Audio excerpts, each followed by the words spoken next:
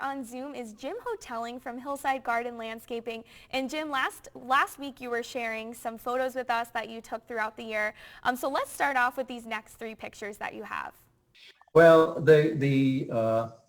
I was sitting there at my house, and the castor bean it's a tropical plant that I just use in a container. It looks nice, and the flower, this particular leaf had fallen down and was yellow. In the background is the diamond frost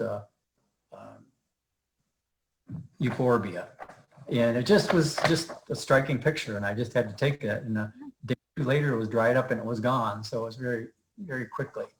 And the next one's another abstract one, and that is the native type of clematis called Clematis virginiana, or virgin flower, or old man's beard. And you can see the seeds that they are really quite unique when they're out in the fall. So, and the next one, of course, is the sweet autumn clematis. This is not a native, but it's a plant, and given the name sweet autumn clematis, it's a autumn bloomer. It's in bloom now, and it is very fragrant. So it gives you that, got a small flower, unlike some of the hybrid clematis, but it's unique.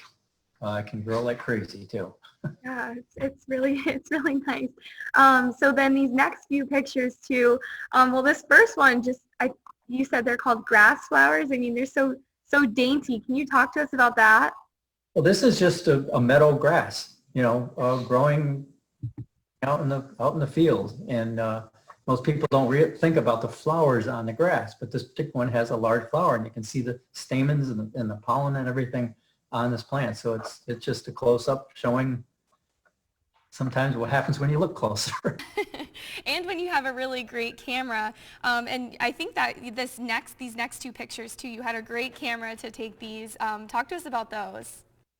Well, the next one is again, it's kind of abstract, but this is a plant you don't want to mess with. It's a hawthorn, and in an area and these really old mature trees, and they've got these really big long thorns, and that's why it's called hawthorns, and just a unique plant, and this just shows you why it gets its name. The next one is a flower of a datura, and datura, the flowers are really big.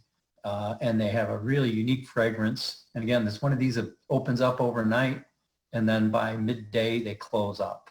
And being a night blooming is what attracts moths and night blooming moths to pollinate them. Right. And this is actually a native of the Southwest, not around here. So it's it's a novelty around here. Really cool. And so we're moving into our last three pictures. Again, I don't really know what these are. I just want to get a little more info from you because you're the expert here, obviously. Well, the next one's a close-up of a larch, and it's a very unique variety called Newport Blue. So it's got this blue foliage, even though it is a conifer. And, being a close-up picture just really throws it all off on what it is. But then when you look at the next picture, you see it further back, and you can get an idea of what that looks like with another evergreen off to the left and some purple coneflower behind it. Yeah, at first I thought it was a Christmas tree. Well, it's related. Unfortunately, it's a deciduous conifer. It does lose those needles in the fall. And the last but not least is a plant that a lot of people like to grow for the hummingbirds and butterflies, is the bee balm. And this, you see it in gardens, you see one or two plants. This is a huge expanse of it that was growing wild. This actually happened to be up in the Adirondacks, up near Paul Smith's College in an area. I just walked up on that, and I walked up close to it, and the hummingbirds were, flitting by. So it was really that was a fun spot to find. Definitely, and really pretty colors. But thank you so much, Jim, for joining us for one of our final Home Gardener segments.